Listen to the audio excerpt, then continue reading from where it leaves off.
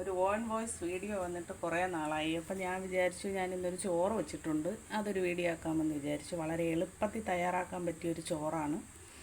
നിങ്ങളിതിനെ ബിരിയാണി എന്ന് പറയുമെങ്കിൽ ഞാനിതിന് പറയുന്നത് എന്താ, ഇത് കേട്ടിട്ട് നിങ്ങൾ തീരുമാനിച്ചാൽ മതി ഇതെന്ത് ചോറാണെന്ന്. ഞാനത് ഉണ്ടാക്കിയ രീതി പറഞ്ഞു തരാം. 1 കപ്പ് ബസ്മതി റൈസ് എടുക്കുക, കുറച്ച് വെള്ളം ഒഴിച്ച് അതിനെ ഒന്ന് മാറ്റി വെക്കുക.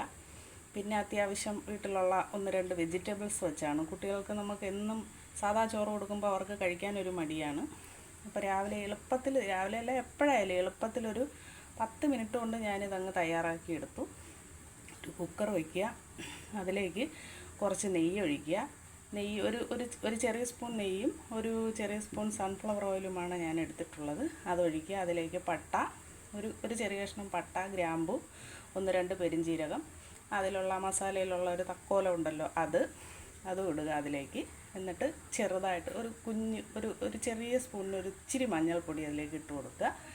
എന്നിട്ട് ഒരു ചെറിയ സ്പൂൺ മുളക് പൊടി എരിവിന് വേണ്ടിയിട്ട് അത് ചേർക്കുക. പിന്നെ ഇതിലേക്ക് ഞാനിട്ട വെജിറ്റബിൾ എന്ന് പറഞ്ഞാൽ ഒരു 2-3 ബീൻസ്, ഒരു ചെറിയ ഉരുളക്കിഴങ്ങ്, 1-2 ക്യാരറ്റ്. വെജിറ്റബിൾസ് കൂടെ ഇട്ടാൽ അത്രയും നല്ലതാണ്.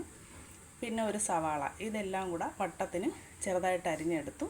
അതിലേക്ക് ഈ കുക്കറിലേക്ക് ഇതെല്ലാം ഇട്ട് കൊടുത്തു.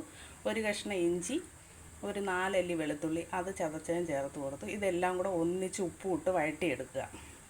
കുറച്ച് സമയം വഴറ്റണം. ആ വെജിറ്റബിൾ ഒന്ന് വഴണ്ട് വരുമ്പോഴേക്ക് അതിലേക്ക് 1 കപ്പ്, ഈ അരി വേകാൻ ആവശ്യമായ 1 കപ്പ് വെള്ളം ഒഴിച്ചു കൊടുക്കുക. അപ്പോൾ ഈ വെജിറ്റബിളും ഇതെല്ലാം തിളയ്ക്കുന്ന സമയത്ത് പിന്നെ നിങ്ങൾക്ക് എരിക്ക് ഞാനൊരു 4 പച്ചമുളകും കൂടെ ഇട്ടിട്ടുണ്ട്. എരിവ് നിങ്ങളുടെ ടേസ്റ്റിനനുസരിച്ച് കൂട്ടാം. പിന്നെ ഒരു ചെറിയ സ്പൂണ് മല്ലിപ്പൊടി. ഈ മസാല എന്ന് പറയുന്ന ഇതാണ്. മഞ്ഞൾപ്പൊടി, ഒരു ടീസ്പൂൺ മുളക് പൊടി, പിന്നെ ഒരു ചെറിയൊരു മണത്തിന് വേണ്ടിയിട്ട് ഒരു ഇച്ചിരി മല്ലിപ്പൊടി. പിന്നെ മസാല നമ്മൾ നേരത്തെ ചേർത്തിരിക്കുന്നതുകൊണ്ട് പിന്നെ ഇതിൽ മസാലയൊന്നും ചേർക്കേണ്ടതായിട്ടില്ല.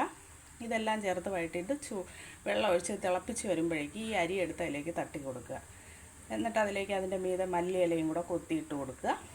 എന്നിട്ട് കുക്കർ അടയ്ക്കുക. 2 വിസിൽ തീ ഓഫ് ചെയ്യുക. തീ ഓഫ് ചെയ്ത് കുറച്ച് സമയം കുക്കർ അടുപ്പിൽ തന്നെ വെച്ചേക്കുക. ഒരു 5 മിനിറ്റ് കഴിഞ്ഞ് തുറക്കുമ്പോൾ തണുപ്പെല്ലാം മാറി അരിയെല്ലാം വെന്ത് ഈ പരുവത്തിലിരിക്കും. ഇത് ഭയങ്കര ടേസ്റ്റി ആയിട്ടുണ്ട്. നമുക്കൊരു കറിയും വേണ്ട ഇതിൻ്റെ കൂടെ കഴിക്കാൻ. നല്ല ചോറായിരുന്നു. അപ്പം ഞാൻ വെജിറ്റേറിയൻ ആണെന്ന് ചോദിച്ചാലല്ല, പക്ഷേ ഞാൻ ഇറച്ചി ഐറ്റംസ് ഒന്നും കഴിക്കാറില്ല. എന്നാലും ഇത് കഴിക്കാൻ വേണ്ടി നമുക്ക് സാലഡോ പപ്പടോ അച്ചാറോ ഒന്നും വേണ്ട. അത്ര ടേസ്റ്റിയാണ്. അപ്പോൾ നിങ്ങൾക്ക് എളുപ്പത്തിൽ തയ്യാറാക്കാൻ പറ്റും. അപ്പോൾ എല്ലാവരും ഒന്ന് ട്രൈ ചെയ്ത് നോക്കുക. ട്രൈ ചെയ്ത ശേഷം അതിൻ്റെ ഫീഡ്ബാക്ക് ഒന്ന് അറിയിക്കുക. അപ്പോൾ കുട്ടികളെ നമുക്ക് സ്കൂളിലേക്ക് പറഞ്ഞു വിടാൻ എളുപ്പത്തിൽ തയ്യാറാക്കാം. മറ്റൊന്നും വേണ്ടേന്താനും. രാവിലെ അടുപ്പത്ത് കിടന്ന് ബഹളം ഒന്നും കൂടുതൽ വേണ്ടേന്താനും. കുക്കറിൻ്റെ 2 വിസിലല്ലാതെ വേറെ ഒന്നും ഇതിൽ കേൾക്കത്തുമില്ല. അപ്പോൾ നിങ്ങളെല്ലാവരും ഇതൊന്ന് ട്രൈ ചെയ്യണം. ആദ്യമായിട്ടാണ് എൻ്റെ ചാനൽ കാണുന്നതെങ്കിൽ സബ്സ്ക്രൈബ് ചെയ്യുക. തൊട്ടടുത്തുള്ള ബെല്ലൈക്കൺ ക്ലിക്ക് ചെയ്യുക. അപ്പോൾ ഒരിക്കൽ കൂടി എല്ലാവർക്കും താങ്ക് യു.